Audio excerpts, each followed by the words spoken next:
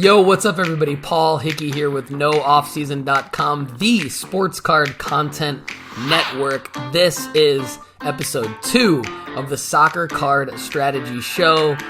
Your host, Kendall McKee, is up in a minute, but first, I just want to encourage all of you to check out the Sports Card Investment Report, newly updated at NoOffSeason.com. You can save 20% on the Sports Card Investment Report by using the promo code NOOFFSEASON, all lowercase, at checkout. And don't forget to check out MarketMoversApp.com. It's a great place to track the data of your entire collection. You can get it for only $1 by using the promo code NOOFFSEason.com as well. All right, Kendall, let's take them through some soccer card strategy. Hey, you guys, and welcome to the Soccer Card Strategy Show. This is your host, Lefty McKee, or on Twitter, Lefty McKee, and also Kendall McKee, or the catalytic Kendall McKee, as Paul likes to call me. Welcome back. We are going to talk about some sports cards today. In specifics, we are going to talk about soccer. Last episode, we kind of gave like a broad view of what we've got going on at this at nooffseason.com, and I went through some of our card rankings in our soccer portfolio that is, by the way, a work in progress. So if you guys have looked at that, for instance, we have Caden Clark at number 2 on the website currently. We are probably going to be taking that and moving him down the list just because of injuries and all that kind of thing. But some specific big news in the transfer market in Europe. So before we get it underway, before we get any further, I want you guys to go check out Sports Card Strategy Report and the Investment Report at nooffseason.com. And this is where we live and breathe. This is where we want to push people to be able to see some references that we think will be very, very helpful in your overall sports card investment portfolio. And we want to give accurate investment ideas. I'm not going to say advice because this, by the way, is not advice.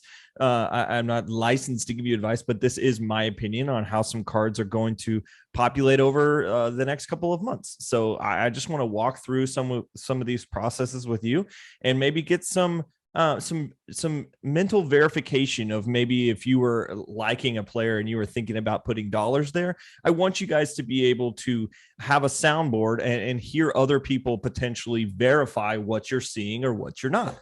And so it's always helpful to get into a room with people and potentially talk about an investment or an idea or something like that. Even there's focus groups and all sorts of, there's tons of science to back that. And a lot of times, specifically where we're at, we don't have peers around us in our immediate environment that understand soccer card investing. You know, that's just not a population that's super prevalent in most of our societies. So this is kind of going to act as that, hey, let's talk shop a little bit. So that's how I kind of see all of our shows here at nooffseason.com, but specifically this soccer show. I by no means am a soccer card expert, but what I am is saying I'm willing to learn and I'm willing to share that advice with you guys. I'm trying to bounce ideas off of a ton of people that I know in the hobby that are collecting different guys. And like, as I said in the first episode, I also wanted to show ideas in Europe and ideas in the US, and then potentially ideas in men's and women's cards, because the NWSL cards actually are kind of popping off. Just a little piece here. Rose Lavelle, you've got Dennis Rodman's daughter in here, and her cards are taking off. You know, like, when you see some women soccer cards taking off, that is incredible to me. That means our market is very healthy, and I love that, and that's going to be potentially pushed to a new episode, and I'm into a further episode, and I'm definitely going to want to talk about potentially investing in sport or NWSL cards, because I think that could be a really cool play. Maybe not like an earth-shattering play in terms of if you're trying to invest in the $1,000 profit margins, but it could be a play for a flyer or a star or something like that. I'll take this time to tune in and help you guys out with some sports card investing. Now, we are partnered with the Sports Card Investor, And we love for you to go and use his Market Movers app. You guys can go and get the first month for $1 right now if you use our code nooffseason.com. We would love for you to go check that out. We would love for you to find a resource that is extremely valuable. And when you look at the card data, I'm coming from a technical analysis background. When you look at that data, that is super helpful in knowing where your play is going to potentially move in the 3 to 6, 12 or 3 to 6, 9, 12 month period that we're looking at investing in. So definitely go check it out, marketmovers.com or Market Movers from the Sports Card Investor. It's an incredible resource, and you can for sure go get it for $1 for the first month if you type our code in, nooffseason.com. So it is almost go time. It is almost go time for the soccer card market. The world is potentially going to be in a game-changing offseason where we're just going to see maybe, and this is a big say first off, but maybe the most money that a transfer window has ever seen been thrown around. I think we are going to see players that are all maybe that top 5-10% of players. I think we're going to see several of those guys move. And if you see several of them move in the off season, that budget for the off season window is going to go massively high. I think English soccer league is in a position where they're going to be adding a lot of stars. I think they're in a position where they've just potentially, or they've just moved, and in their TV deals are going to potentially bring way more money, and the English Premier League is going to be infused with a bunch of capital, especially since their viewership is already really high. And we're going to see some of those players potentially come into the English market, and thus driving up their viewership, thus driving up their dollar amounts, thus driving up their cards, and people are going to be wanting them. My theory on soccer cards, if people are seeing the player dominate, then the player is going to be more valuable. There's always guys in the world, no matter where we are, especially with such a global sport like soccer, that are going to go unnoticed. There's going to I think I actually have one or two that I'm going to talk about today that are potentially one of those unnoticed guys so far and are getting attention at some level. But because our sport is so worldwide, the guys that are getting the most hype and potentially the most dollar improvements are going to be those guys that are getting eyeballs in their deal. So when we're talking about the transfer window this summer, I think we're going to see some of those guys going to massive clubs in England and potentially Spain. And that's going to, and Germany too also has eyes, and the Bundesliga signed their deal with ESPN. And so that has also brought a lot more viewership to it. But when we're talking about the league that you definitely want to be in for the most eyeballs on you, it's going to be the Premier League. And I really don't think it's close. And so I think we're going to see a massive transfer window here. The right teams are at the right amount. The right teams are peaking at the right times, and the right players are available at the right time as well. So that was kind of confusing, but basically I think it's a perfect storm, especially right before the World Cup, that this is going to create such a busy market. It's going to be really fun to be a soccer fan this off season. So I want to start with a name that's actually already moved. And I know, like, I cannot talk about, I can't go into a soccer podcast without saying a couple of names. You know, like, obviously you've got to drop some like Ronaldo, Messi stuff. I'm not actually going to talk about them very much at all in this episode, which I think will kind of be a breath of fresh air for a lot of people that just everybody's just banging those guys for viewership forever. And so what I want to talk about though is Andres Haaland. Haaland just moved from Borussia Dortmund to Man City for $66 million approval budget from Man City to Borussia Dortmund. But what I want to point out there is 66 million. That's like 1/4 of his transfer value. So they got an extremely good deal here. They got a guy that's going to be their number 9, a guy that bags goals all day long. He has had 88 appearances for Dortmund, and 85 appearances for Dortmund, and scored 88 goals. So more than 1 goal per appearance. That is extremely rare and extremely valuable. When you got a guy that is so young, he's 21 years old. He has come from just I feel like he just absolutely came out of just success like a couple of maybe 2 years ago. Now he just started bagging goals like crazy, and as soon as he made the Dortmund first squad, he just was like, I think he was like hat trick, and it was just like ridiculous. And so we're seeing Haaland get his bread here, and he's going to Man City. He's going to one of the top clubs in England. Like I said, he's going to be seen in all parties and all aspects.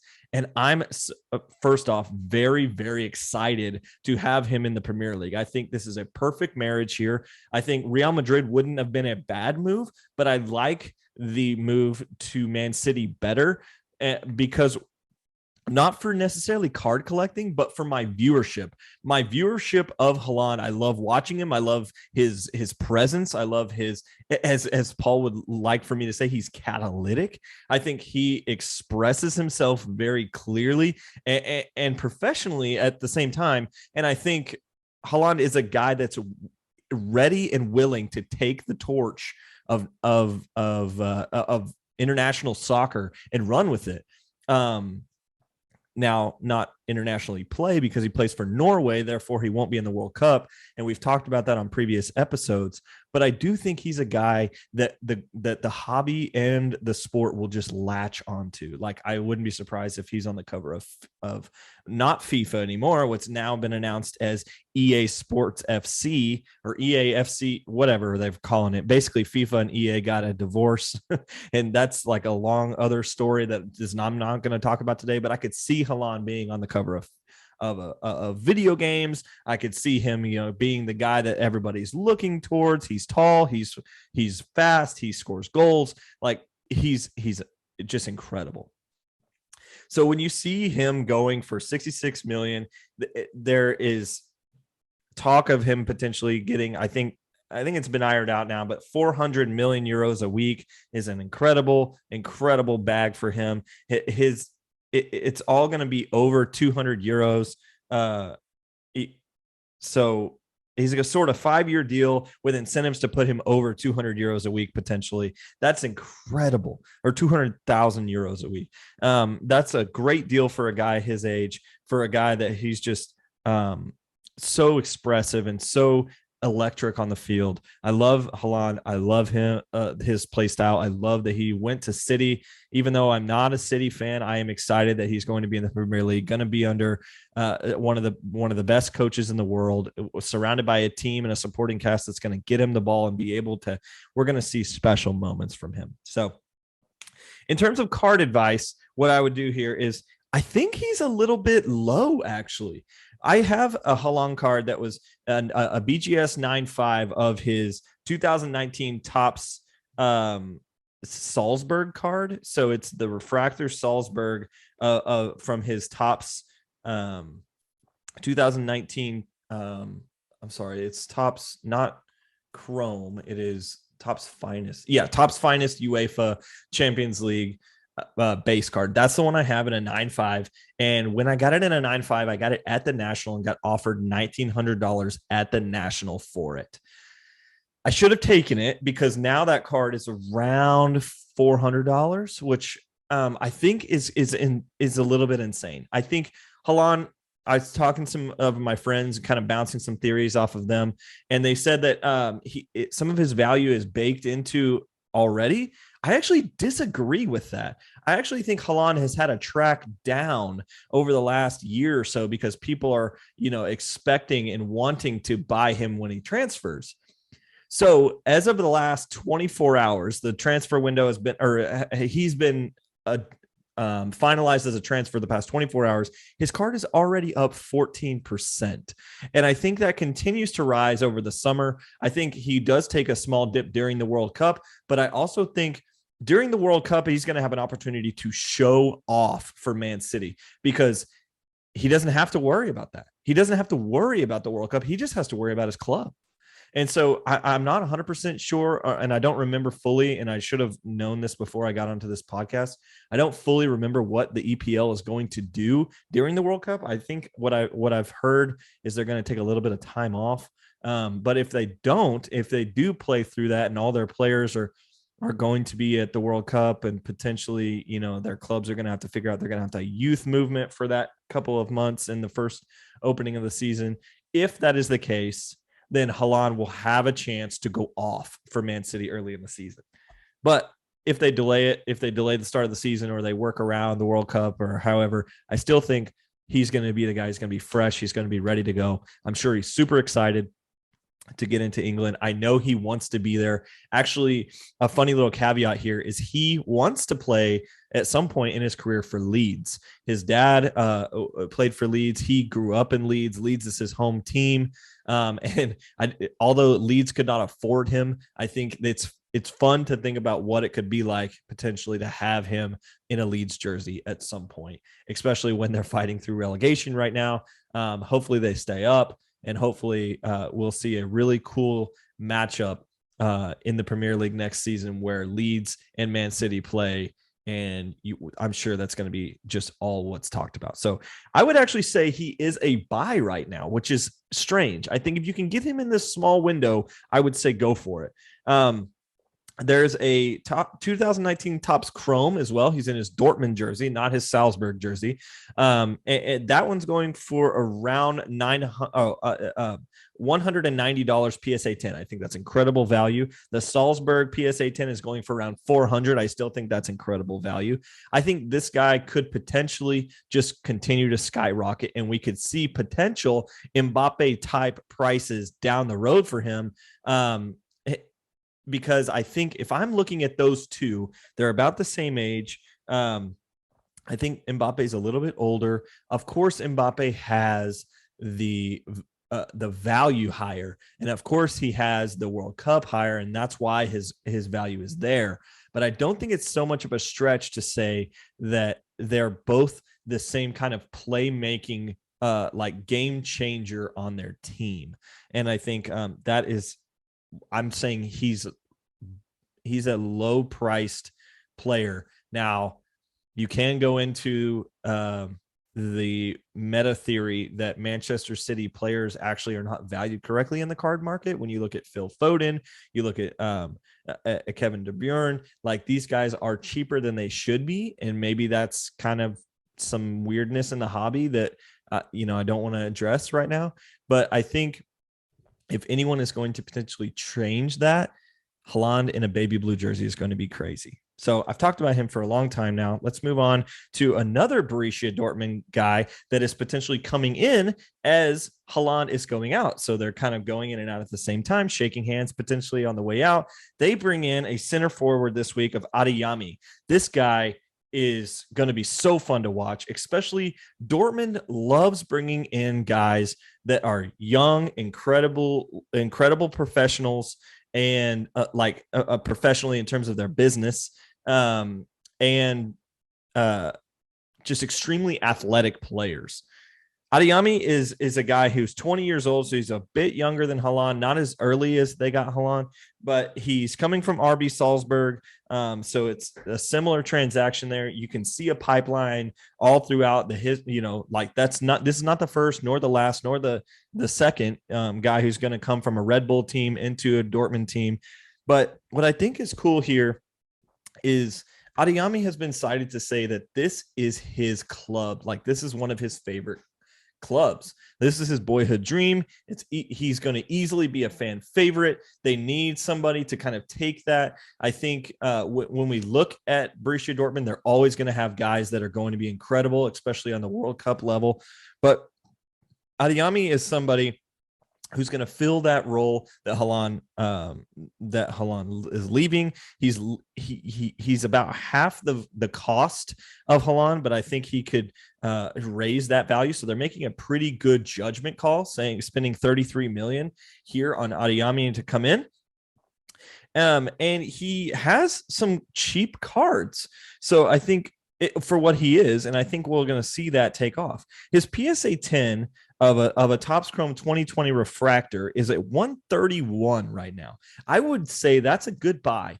I would say this Adeyemi is going to get some attention on more eyeballs this year, moving from Salzburg, which is a nice team and does have Champions League aspirations and has played all over Europe. But when you're playing in Austria and then you're going to Germany, that is a different market completely. And Dortmund always has young players that people want to watch. You think of Hollande, you think of Pulisic, you think of Giorena, you think of the guys before that, like I can see his sick haircut. Tony not where is it? It's escaping me. Royce was there. You got Hummels. All these guys have just come over and done incredible things. You see guys come from Dortmund into other positions of real powerhouse football all the time. And so I think Dortmund is going to continue that here with Adeyemi. He, I think, is a long-term play for Dortmund. When I think about guys that have gone to Dortmund to raise their value and then to go somewhere else very quickly, that is definitely a pipeline that does happen. That Dortmund is a selling club, but I think they have a chance to do something special here with Adeyemi. He wants to be there. I think he could be the next long-term Dortmund player that gets a lot of attention.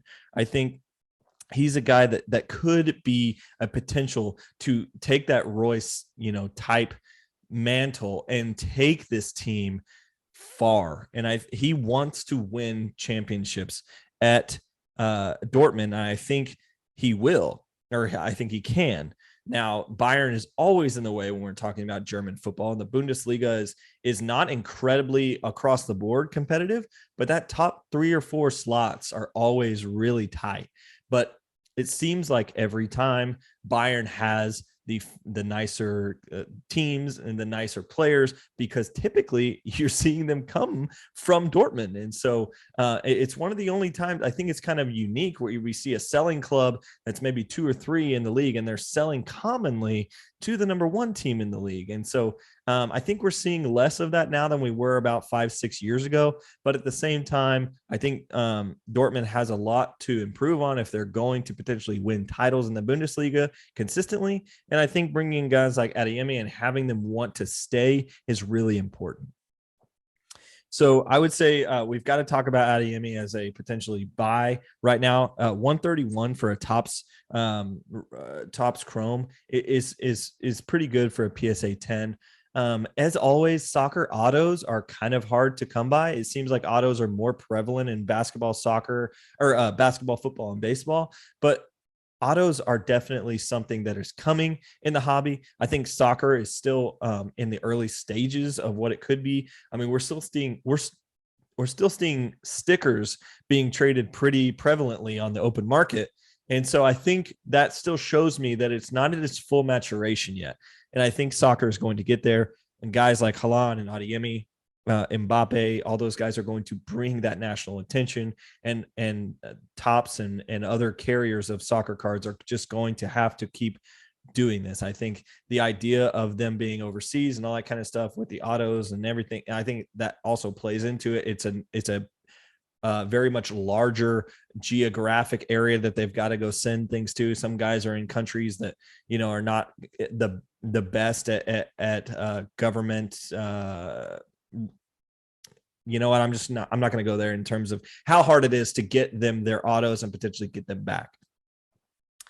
But in terms of a guy who could potentially be at a club long-term, I'm going to transition to Mbappe. I've said his name a couple of times. This guy is the guy in the hobby that always is at, like, people come up to soccer tables or soccer auctions or whatever, and they're like, do you got any Mbappes? What are the Mbappes? How do they work? It seems like it's like always when you go to a table for football or basketball or baseball, they're like, where's the Jaws? Where's the LeBrons? Where's the Mike Trouts? Where's the Tatis? You're always just going for the Mbappes. Typically, the guys that are marginal fans know this guy's name. And so I think that's why his value is out of this world. Yes, he's incredible. Yes, he's on a great team. Yes, he's won a World Cup. But I think there's also value baked into Mbappe already.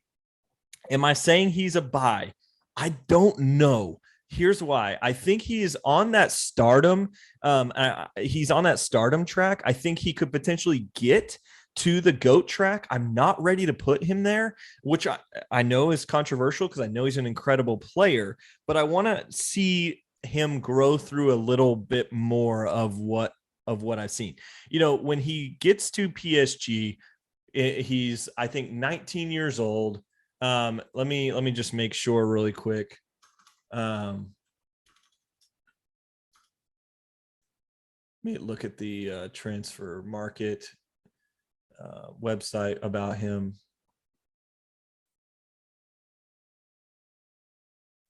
Yeah, so Kylian Mbappe gets to France in October of 2017 for 99 million euros, which was an unprecedented thing. And his value goes all the way up to 220 million in early 2018 or late 2018 and stays there until late 2019. Doesn't really do much. But then his value begins to creep down and creep down and creep down. He had some national appearances that he wasn't really showing very well. I'm pretty sure there was some injury scares in there. But now his value is somewhere around 176 million in December of 2021. So that's the last market details that we have in terms of where his value is. Right now it says it is at 176 million. I think it's probably a little bit higher than that, judging about the last half of the season he's had. But it could be lower than that too, because the attention of Messi and then Messi not really playing as well as he could. It's a disappointment season of Messi's career. Is that potentially going to bring down Mbappe's value? You've got Neymar. There's so much stuff going on at PSG. I don't know if Mbappe's value is going up currently, but his card prices are still at a high. You can buy a kaboom of Mbappe PSA 10 for 10 grand. That is a lot of money. Now, is that the most money I've ever seen for a kaboom, or that it's a PSA 10? No. So I'm not saying it's so unreal. Is PSA 10 kaboom the card that is the card? Yeah, I think it is right now. Kabooms have a lot of media attention and a lot of card attention. And so a $10,000 card of Mbappe doesn't just blow my mind. I think it's overvalued for sure. But I think if you have some Mbappes, I think you're going to get an opportunity to sell in the next 6 to 9 months. If you are wanting to potentially get in on Mbappe, I would say that it's maybe too late. But the reason I brought him up is because, is he going to stay at PSG? Is he going to finally make that always rumored move to Real Madrid? Is he going to potentially be at a different club? Are we going to see another club rise up and potentially take that mantle? I don't know if PSG is the best club for Mbappe. I think he actually would gain more value at a different club. I think if he went to Real Madrid, he would see his value rise. I think if he went to England, I think depending on the club, I think you could potentially see his value rise there too. I think PSG is a massive club, massive dollar amounts like crazy. But I think that it is potentially not the best situation for him that it could be. I think it was a great move for him from Monaco to be able to move to PSG. But I think it might be time for him to move on. But I hear a lot of speculation about him staying at PSG. Obviously, from PSG's point of view, they want to keep him. He's arguably one of, if not the best player of in the world. They obviously want him. But I would assume that there's other teams that also want him. So I've got a question if PSG is kind of hurting for some money right now, especially, they paid big money for Mbappe and Neymar and Messi and plenty of other players. And do they use this as an opportunity to kind of get some of that bankroll back? I'm just wondering. So I also want to move into a guy that is 22 years old, Brazilian, that I think his move potentially is going to happen this year. And I think he is going to gain a lot of attention over the next 6 to 9 months. Antony that is going to go from Ajax to Man U, the Brazilian player. He has a 38.5 million market value right now. I think he probably gets sold for potentially more than that. He's got a lot of attention right now. He's going to have the World Cup. He's going to have a big transfer. This is a guy that you're definitely wanting to look for in terms of his market. In terms of his cards on the market, you're going to want to snag some. I've been opening a lot of Champions League Topps blasters just because I like them and I like ripping something, and they're at the store, so I can go to my local Target and I can buy a Champions League blaster. And I've pulled some Anthony's. Nothing crazy, a lot of base, but I've been pulling some of those. And we're seeing his refractors go for a decent amount. You know, his Topps 2020 Topps Chrome Refractor rookie card PSA is around $300 right now. I think that's pretty good. I think there's definitely room for growth there. I don't think it's incredible margins. I think you're going to make slow growth there. But if you're willing to look for a play that's potentially a guy that's going to get massive play in the media in the next couple of months, I think Antony is going to be a guy that you want to stick with. As a right winger, he's going to score goals. He's prolific.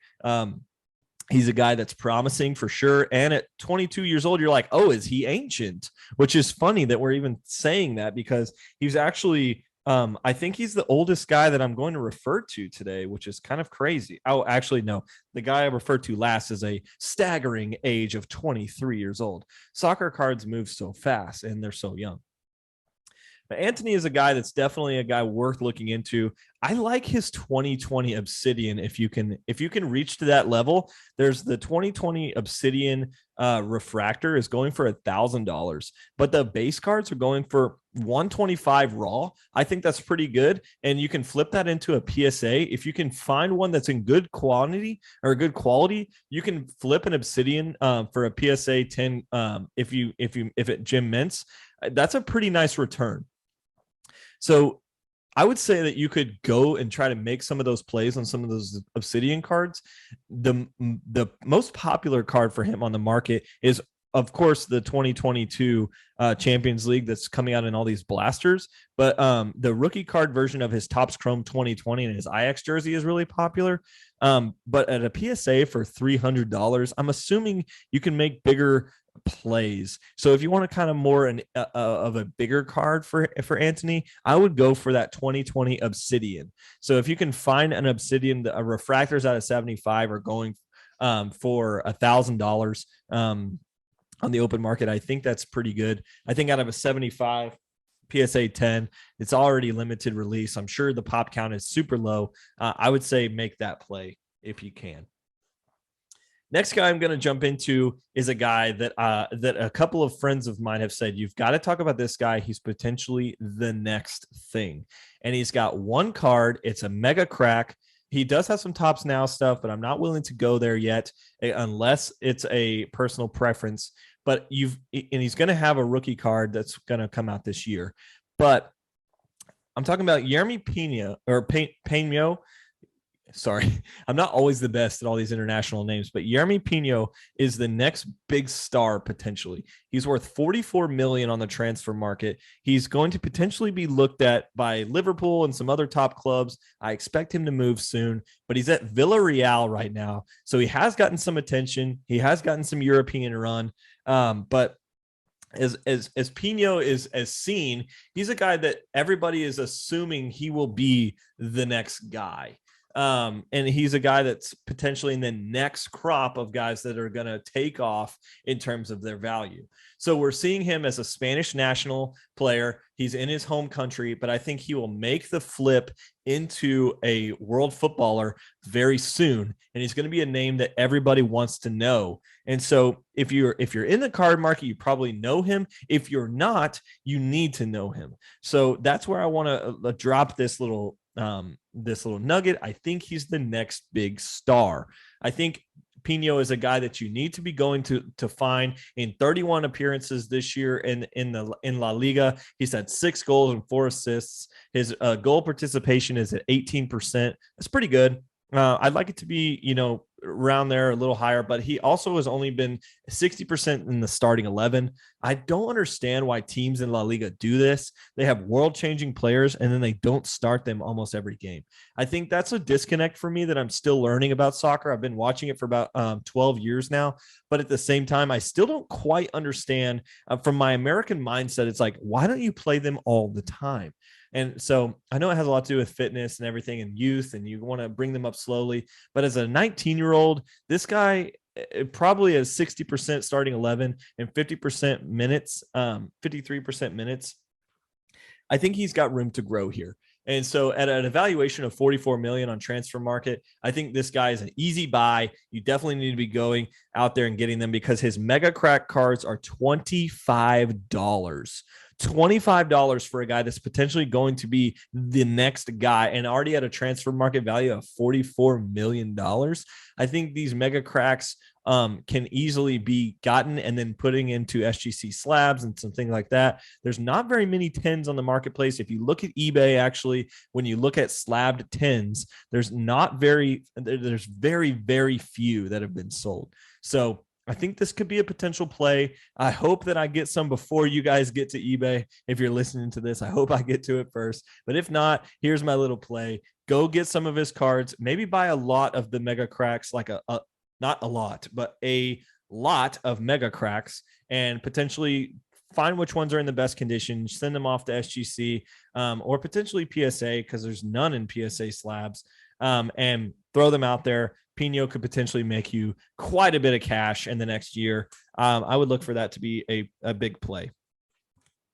Finally, I want to talk about one American. Yeah, I know. I always talk about Americans. I always talk about how American soccer, yes, they don't have as much value, but in our liquidity state of what we're doing, most of our listeners are coming from a U.S. background or they live in a U.S. city. So in terms of liquidity, whether you're selling in person on Twitter or on eBay, most people are buying cards in their immediate country so they don't have to pay large shipping prices. Here's a guy that I think is going to have some run this year. I'm looking at Georgie Mihalovic. He currently plays for Montreal. He was traded or bought there from Chicago. He's an American national that it grew up in Jacksonville, but obviously with a name like Georgie Mihalovic, he's got experience in other nationalities. So he's at a 6.6 million evaluation right now, which is pretty impressive for an MLS player. He's the number 1 valued team or player on his team currently. And when you've got a guy like Wanyama on Montreal, you've got some good players there. So Montreal has an overall evaluation of 35.9 million in terms of their transferred players, and the top market value player is a dual national American, is going to be called up this summer, Georgie Maholovic. He's 23 years old, so he's technically the oldest guy we've talked about today, but he's a guy that I really, really like. He's at 40% goal participation. He's starting and playing a ton of minutes. He's 90% on the starting 11, 91% of minutes he's on the field. He's got 10 appearances this year with 5 goals and 3 assists in league play. And when you look at the CONCACAF Champions League, you add 4 games onto that with another goal and another assist. So overall, he's at 14 games with 10 goals involved in. And when you look at minutes per goal, he's at like a 164 minutes per goal. That's pretty good.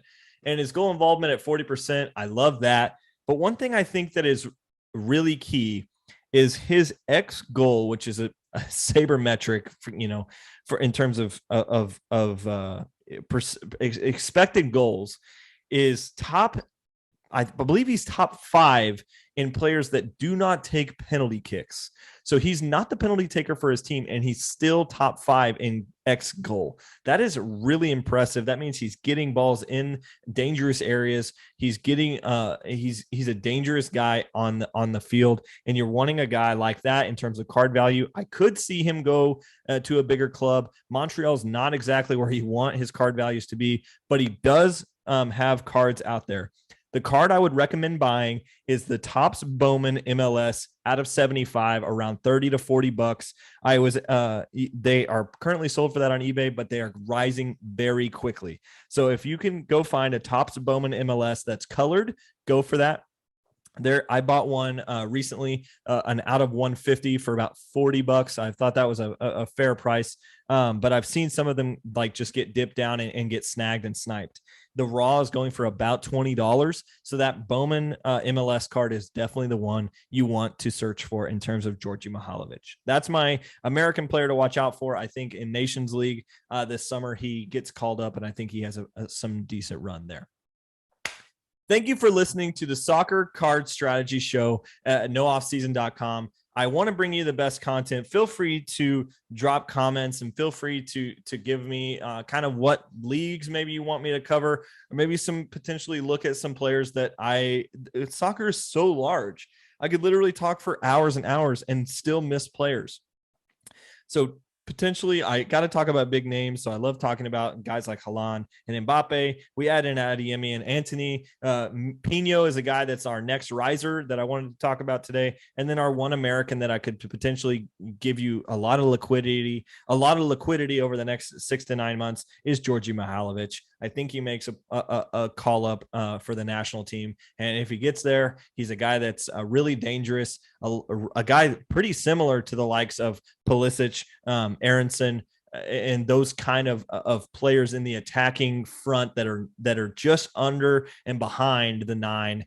I think he plays that supporting role. I think he could potentially be a guy that challenges Aronson for a spot someday. Obviously, Aronson's still the better player, but I like Georgie Mihalovic as a guy who plays at the center attacking mid. I think he's a real guy that's impressive. So thanks for coming. Thanks for listening. I'll talk to you soon. Bye. All right, that was my man Kendall Lefty McKee. I call him Catalytic McKee with episode 2 of the Soccer Card Strategy Show. Hope you enjoyed it. And we hope you keep listening. Subscribe to the Sports Card Strategy Show feed, where you get all of our niche shows as well as our flagship show weekly. And check us out on YouTube and our Facebook group as well. We'd love to connect with you on our Facebook group. Go to sportscardstrategy.com for all the quick links to join on YouTube, join the Facebook group, and subscribe wherever you get your podcasts. Don't forget to check out nooffseason.com Sports Card Investment Report. You can save 20% by using the promo code NOOFFSEASON. As well, marketmoversapp.com, same promo code, only $1 for your first month. Everybody, thanks for listening and watching, and have a great day.